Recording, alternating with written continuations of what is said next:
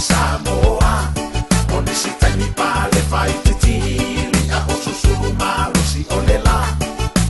Apa ufo i timu ma ua lolo vai a uma ole taulanga. Fautuanga ave ile malo, ia la vai ile taulanga. Anusa ato timu ma ua lolo vai a tafe mai masiama. Tafe ane ile maketi ua pei o se bailo pala o pua.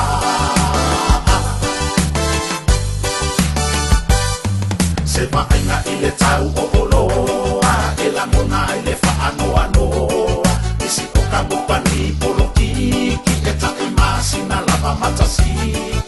Tuai mai fo ile nei tsunami se i oa tuai ile langi.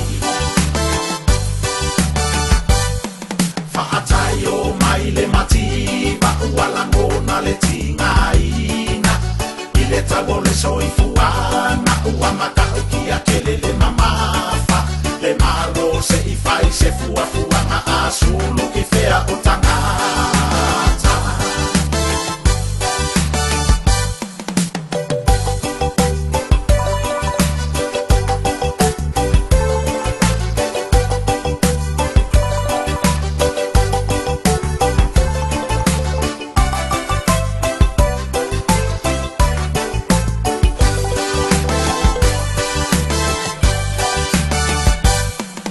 Watani e mai manuki ma isumu ole su ani usila. Ile si usi u ole pipi ua kiki i fafo e Samoa. E fa asalo na si usi u a ona tau au e taria pea. Fai tatalane pili o ua te fa afefea ona e loa. Ae tani o manuki tapuni lo mutu pe a e leiloa.